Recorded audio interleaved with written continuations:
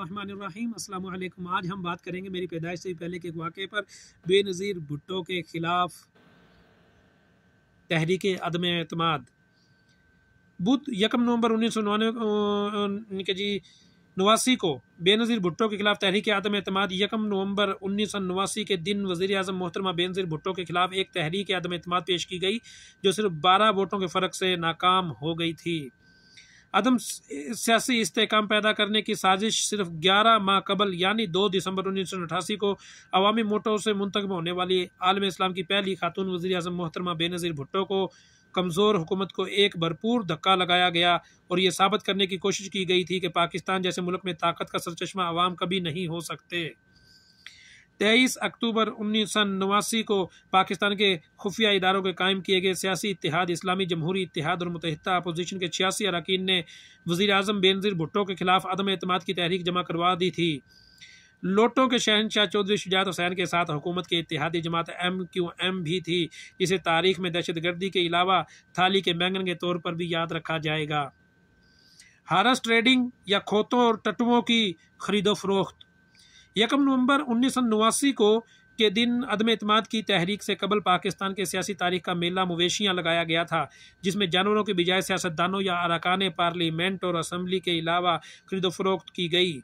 फ़रीकीन यानी हुकूमत और मुखालफिन ने कीमती पजैरों, गाड़ियाँ, सनती और कारोबारी परमिट, प्लाट और अलाटमेंट्स, नकद रकम से भरे ब्रीफ केस और कह लें कि आसान इकसात पर कर्जे और अजीज़ वकारीब के लिए सहूलियात वगैरह से अरकान असम्बली की बोलियां लगाई। पाकिस्तान के मीडिया में हार्स ट्रेडिंग के एक आम फहम लफ्ज़ बन गया था, जिसे अवामी ज़ुबान में गधों या खोतों और घोड़ों या टट्टुओं की खरीदो फरोख्त कहा जाता है। अरकान असम्बली की हिफाजत।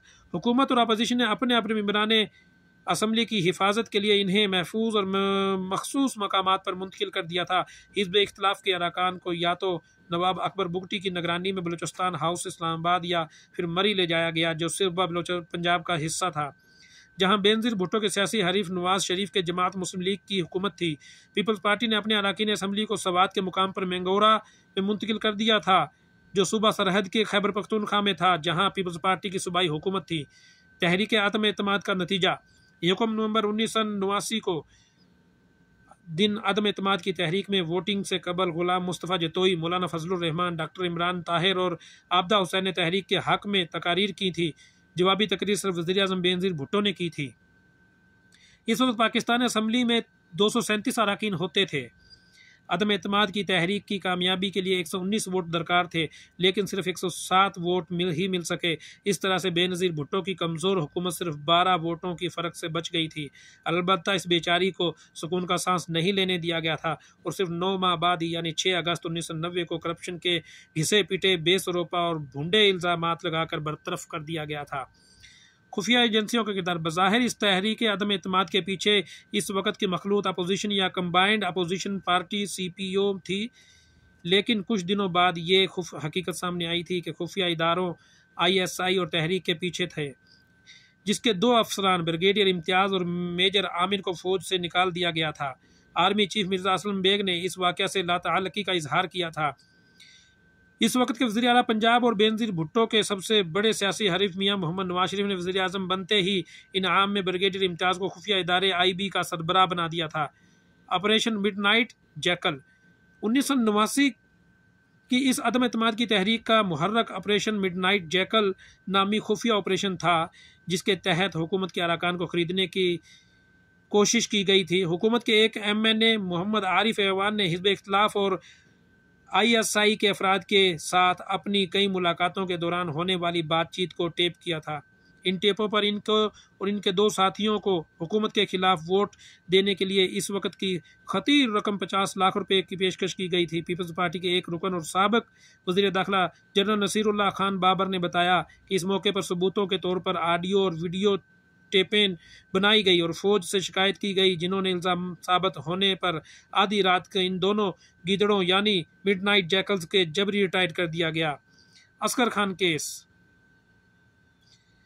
तहरीक इस्तक़लाल के सरबराह एयर मार्शल असगर खान ने अब भी सुप्रीम कोर्ट में एक मशहूर ज़माना असगर खान केस میں ISI کی سیاسی سرگرمیوں کے بارے میں تشویش کا اظہار کیا تھا، جس کے مطابق اس خفیہ ایجنسی نے 1990 کے انتخابات میں نہ صرف اسلامی جمہوری اتحاد IJI قائم کی بلکہ اس کو رقم بھی فراہم کرتی رہی۔ انتخابی مہم میں پیپلز پارٹی کے خلاف اس کی منصوبہ بندی بھی سرگرم رہی۔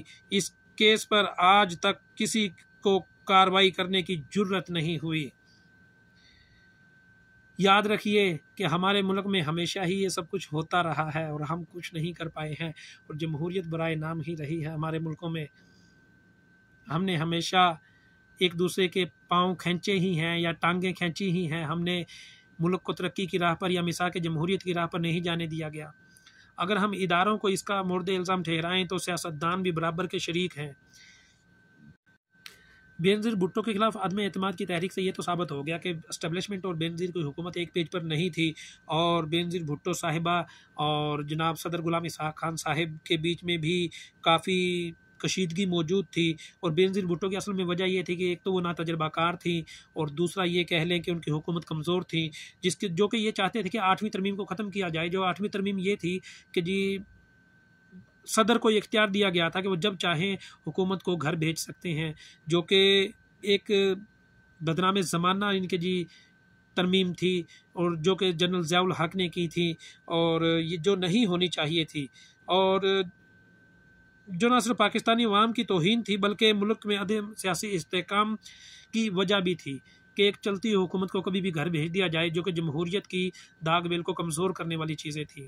ہمیں یہ سمجھنا چاہیے اور ہمیں جمہوریت کو مضبوط کرنے کے لیے اقدامات اٹھانے چاہیے۔